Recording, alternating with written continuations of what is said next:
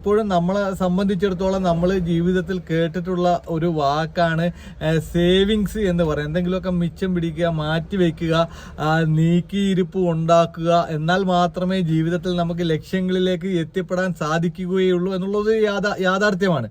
അപ്പോൾ അതിൽ പ്രധാനമായിട്ടും നമ്മളെ ഒക്കെ ഒരു തെറ്റിദ്ധാരണയുണ്ട്. ശരിക്കും സേവിങ്സ് എന്ന് പറയുന്നത്, നമ്മളുടെ മാറ്റിവയ്പ്പ് എന്ന് പറയുന്നത് പലരും ഒരു ഇൻവെസ്റ്റ്മെന്റ് ആയിട്ടാണ് വിചാരിക്കുന്നത്. പക്ഷേ ശരിക്കും സേവിങ്സും ഇൻവെസ്റ്റ്മെന്റും രണ്ടും ഒന്നാണോ എന്നുള്ളതാണ് നമ്മൾ പരിശോധിക്കുന്നത്. രണ്ടും രണ്ടാണ് എന്നതാണ് സാമ്പത്തിക വിദഗ്ധർ പറയുന്നത്.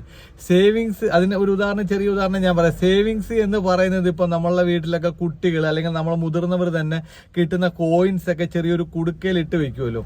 അങ്ങനെ നമ്മൾ പൈസ ചെറിയൊരു കുടുക്കയിൽ ഇങ്ങനെ നമ്മൾ 5 രൂപയും 10 രൂപയും 100 രൂപയും 50 രൂപയൊക്കെ ആയിട്ട് ഡെയിലി അതിനകത്ത് ഇട്ട് കൂട്ടി ഒരു 10,000-2,000 രൂപ ആയെന്ന് കരുതുക. അപ്പൊ അതൊരു സേവിങ്സ് ആണ്.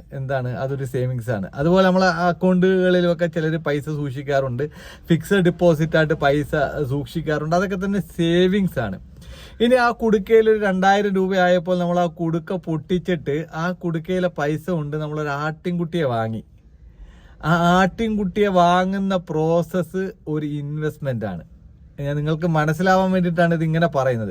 അപ്പോൾ ഈ ആട്ടിൻകുട്ടിയെ വാങ്ങുമ്പോൾ ഇൻവെസ്റ്റ്മെന്റ് ആണെന്ന് പറയാൻ കാരണം എന്താണ്? സേവിങ്സ് എന്ന് പറയുന്നത് നമ്മൾ മിച്ചം വരുന്ന പൈസ നമ്മൾ ആ കുടുക്കയിലേക്ക് ഇടുമ്പോൾ അത് അങ്ങനെ തന്നെയാണ് അവിടെ അതിന്റെ മൂല്യം വരിക. അത് വർദ്ധിക്കുന്നില്ല.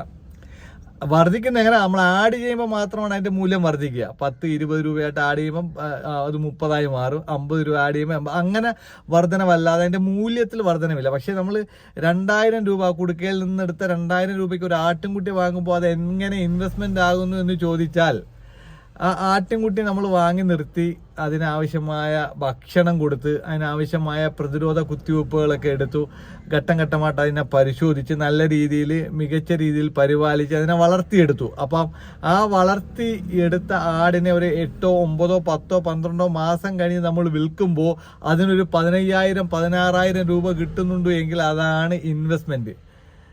അതിനെയാണ് ഇൻവെസ്റ്റ്മെന്റ് എന്ന് പറയുന്നത്. അവിടെ ചെറിയൊരു റിസ്ക് ഫാക്ടർ ഉണ്ട്.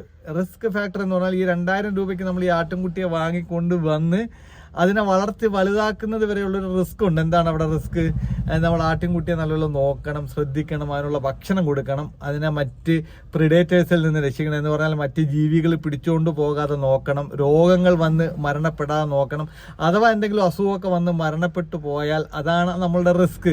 അവിടെ നമുക്ക് ആ 2,000 രൂപ നഷ്ടമാണ്. എന്നാൽ നമ്മൾ ആ 2,000 രൂപയ്ക്ക് ആടിനെ വാങ്ങി അതോടൊപ്പം 10-2,000 രൂപ ചിലവാക്കി അതിനെ ഒരു ഫുഡൊക്കെ കൊടുത്ത് നല്ല രീതിയിൽ ഒരു 8, 9, 10, 12